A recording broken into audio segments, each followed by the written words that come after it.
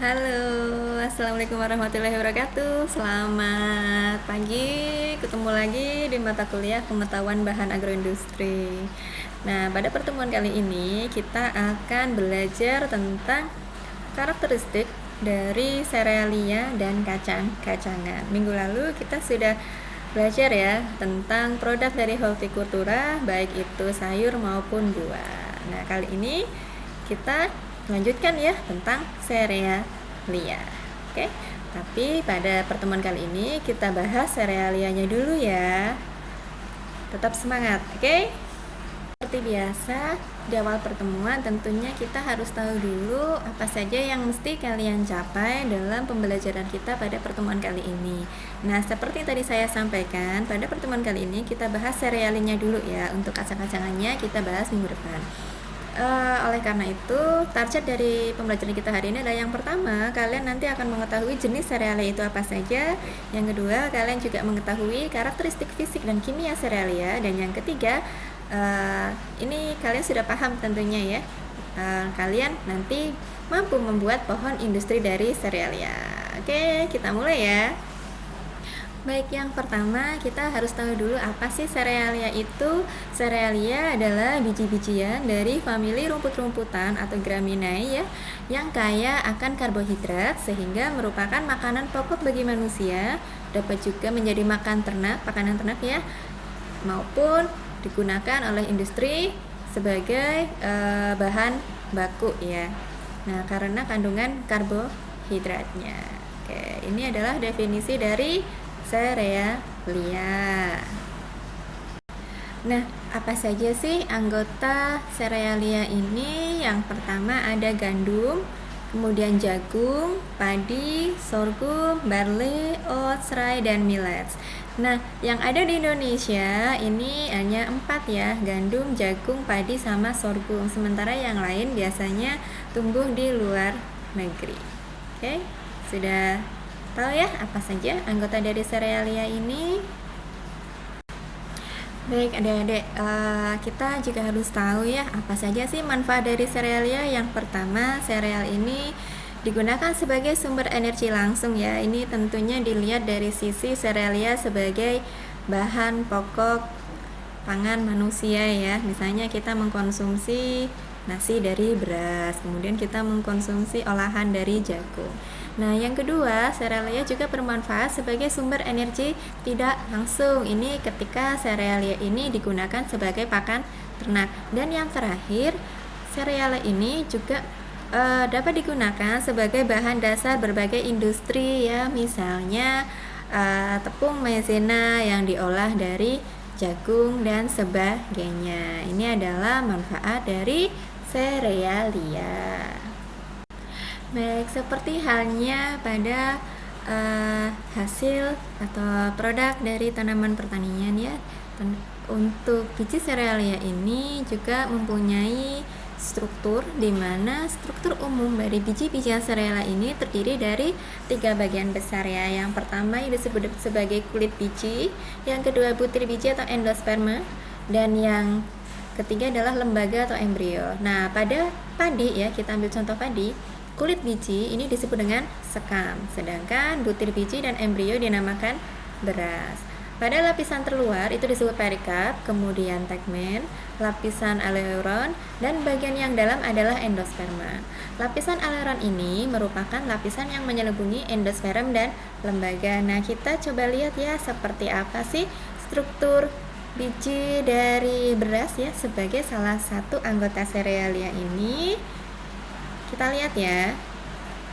Nah, ini adalah struktur biji dari serealia ya. Contohnya pada beras tadi sudah disebutkan, ada kulitnya, kemudian ada butir bijinya, dan juga ada lembaganya. Oke, ada gambaran ya.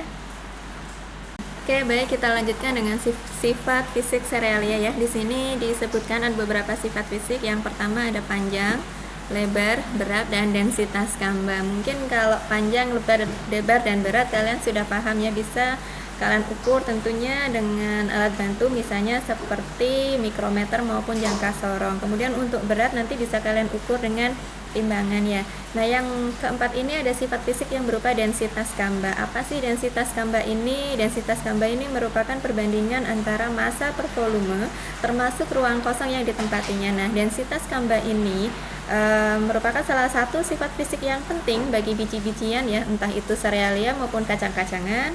Karena densitas kamba ini akan mempengaruhi bagaimana nanti penyimpanannya di gudang, bagaimana transportasinya juga. Oke, sekarang kita lihat beberapa sifat fisik dari serealia ini. Ada beras ya, untuk beras, gandum, jagung, sorghum, rye, dan oats. Nah, kita lihat untuk panjangnya tentunya sangat bervariasi ya, tergantung dari varietasnya. Lebarnya juga sama, beratnya juga sama ya. Rata-rata untuk beras, gandum, kemudian sorghum, oats itu cukup kecil ya beratnya, jadi per bijinya itu hanya ukuran miligram. Sementara untuk jagung kita tahu ya, karena ukurannya lebih besar dari biji-bijian yang lain, tentunya beratnya lebih besar pula, ini mencapai hampir 300 mg per biji ya. Sementara untuk densitas kamba juga termasuk sangat bervariatif tergantung pada varietasnya. Oke, ini untuk sifat fisik dari serealia. Baik, sekarang kita lanjutkan dengan komposisi serealia atau sifat kimia dari serealia ini. Nah, terkait dengan komposisinya, di sini akan kita bandingkan antara dua anggota dari serealia. Yang pertama beras dan yang kedua adalah gandum merah.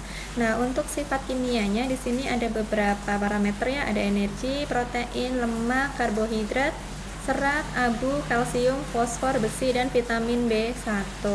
Nah, yang pertama kita bandingkan dulu antara energinya ya. Ternyata untuk beras ini punya energi lebih besar daripada gandum merah. Nah, sementara untuk komposisi penyusun utama dari bahan pangannya kita sudah belajar pada pertemuan yang kedua, seperti karbohidrat, protein, lemak, dan lain sebagainya. Kita bisa melihat bahwa di antara beras dan gandum ini ternyata karbohidratnya lebih besar beras ya daripada gandum, walaupun tidak jauh berbeda. Sementara untuk protein, lemak, dan seratnya ini juga hampir sama ya.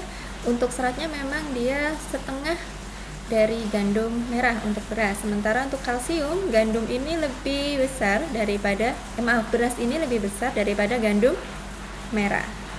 Sama halnya untuk fosfornya ya. Untuk beras ini mencapai 258 mg, sedangkan untuk gandum merah hanya sekitar 150 mg. Kemudian untuk vitamin B1-nya, beras ini lebih tinggi dari gandum merah. Oke, ini kurang lebih komposisi dari dua anggota serealia. Nanti untuk anggota yang lain kalian bisa coba cari sendiri ya, belajar sendiri.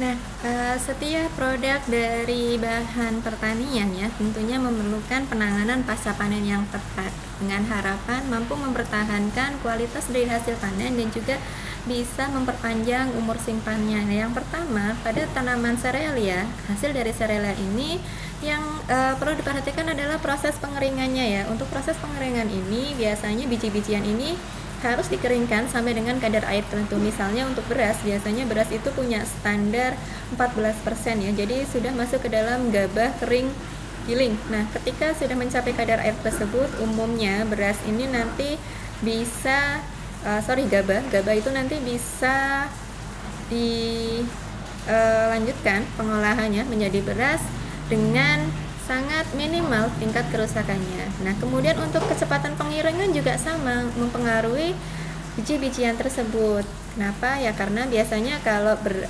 dari biji serealia ini cepat pengeringannya akan mempermudah misalnya kerusakan biji, pecah, dan sebagainya. Nah, yang tidak kalah penting untuk hasil pengeringan tentunya harus berkualitas, harus sesuai dengan standar yang biasanya diinginkan oleh pasar. Ini untuk faktor pengeringan. Kemudian kita lihat untuk faktor penyimpanan. Penyimpanan dari biji serealia ini tentunya berfungsi atau mempunyai tujuan untuk mempertahankan sifat fisik bahan. Jangan sampai setelah mengalami proses pengeringan hasilnya bagus, tetapi dengan penyimpanan yang tidak tepat maka kualitasnya akan menurun. Nah, di dalam proses penyimpanan ini ada dua hal yang sangat berperan, yaitu adalah kadar air dan suhu ya. Biasanya ketika suhunya tidak tepat, apakah itu terlalu dingin atau terlalu panas, akan mampu merusak dari bahan yang kita simpan, serealia yang kita simpan. Nah, kadar air dan suhu ini juga akan berpengaruh terhadap proses kerusakan yang bisa disebabkan karena adanya kapang atau jamur, kemudian ada insekta ya seperti serangga, kemudian ada rodensia, misalnya tikus, dan juga ternyata berpengaruh terhadap salah satu proses biokimia dari biji serealia itu sendiri ya, misalnya proses respirasi. Kita tahu bahwa bahan hasil pertanian walaupun sudah dipanen ternyata dia masih mengalami proses seperti makhluk hidup ya, yang disebut dengan respirasi bahan pangan. Ya, jadi ada dua hal yang penting dalam proses penanganan pasca panen ini, ada pengeringan dan penyimpanan. Bisa dimengerti ya? Oke, kita lanjutkan.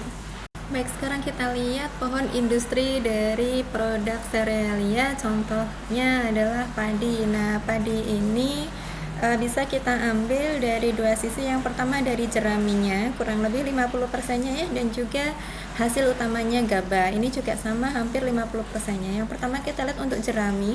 Jerami ini bisa digunakan sebagai apa saja? Yang pertama kompos, ada pakan atau silase, ada bahan bakar, media jamur, kertas, dan juga untuk papan partikel. Nah, sementara untuk gabah sebagai hasil utama dari padi ini bisa kita pisahkan lagi menjadi berasnya dan juga sekamnya. Untuk sekamnya ini bisa diolah menjadi arang sekam, abu gosok, bahan bakar, silika, dan karbon aktif. Sementara untuk berasnya ini ada beras pecah sama kulitnya ya, ini kurang lebih 80%. Nah, untuk berasnya ini 61%-nya dan menir 10%-nya ini bisa kita olah menjadi bahan baku industri, misalnya diolah sebagai tepung, kemudian panganan, langsung diolah sebagai bahan makanan ya. Ada juga yang diolah menjadi pangan fungsional dan juga sebagai bahan pangan pokok, karena kita tahu ya manusia itu makanan pokoknya adalah beras, terutama yang hidup di Indonesia. Nah, kemudian untuk hasil lain dari beras pecah dan kulit ini, ada juga hasil samping berupa dedap ya. Dedap ini bisa digunakan sebagai pakan ayam misalnya, ada ya pangan serat, dan juga bisa diolah sebagai minyak. Ini merupakan contoh dari pohon industri untuk produk serealia yang berupa padi. Oke, nanti kalian bisa coba untuk membuat pohon industri dari produk lainnya, bisa berupa jagung, gandum, maupun yang lainnya. Paham ya? Oke, ini adalah contoh hasil olahan dari tanaman serealia ya. Kita bisa melihat bersama-sama di slide ini ada beberapa pangan yang siap disajikan ya. Yang pertama ini ada jajan pasar ya, seperti ada klepon kayak gitu.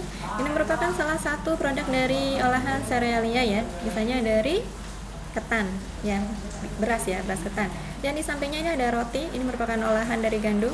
Terus kemudian di sini ada jajan pasar juga ya, ini namanya Nagasari kalau tempat saya ya. Nah, di bawahnya ini ada mie ya. Mie ini juga merupakan olahan lanjut dari tanaman atau produk dari serealia yang diolah dari tepung ya. Sebenarnya tepung itu merupakan salah satu hasil dari industri pengolahan dari produk serealia. Yang di sebelah ini ada jagung ya, apa ini, jasuke ya, yang siap dikonsumsi. Dan yang sebelah lagi ini ada tepung gandum ya. Ini adalah beberapa olahan dari tanaman serealia. Oke, baiklah adik-adik agroindustri, demikianlah apa yang dapat saya sampaikan pada pertemuan kita kali ini ya. Hari ini kita sudah membahas masalah karakteristik dari produk serealia ya. Jadi kalian sudah tahu anggota serealia itu ada apa saja. Kemudian kalian juga sudah tahu karakteristik fisik dan kimia dari beberapa anggota serealia. Yang tidak kalah pentingnya juga kalian sudah ada gambaran bagaimana membuat pohon industri dari produk serealia. Oke. Nah, minggu depan kita akan lanjutkan lagi dengan hasil produk dari kacang-kacangan yang bisa dikatakan masih serumpun ya dengan serealia. Minggu depan kita akan belajar tentang itu, seperti sifat fisik dan kimianya, dan juga mungkin beberapa produk olahan dari kacang-kacangan itu sendiri. Oke, tetap semangat, tetap sehat. Semoga apa yang sudah saya sampaikan dapat dipahami dengan baik. Kalau ada pertanyaan nanti bisa kita diskusikan di grup WhatsApp ya, atau juga mungkin kalian bisa nanti sampaikan di Google Classroom-nya. Oke, sampai ketemu lagi. Eh, Sampai jumpa, selamat siang dan assalamualaikum warahmatullahi wabarakatuh.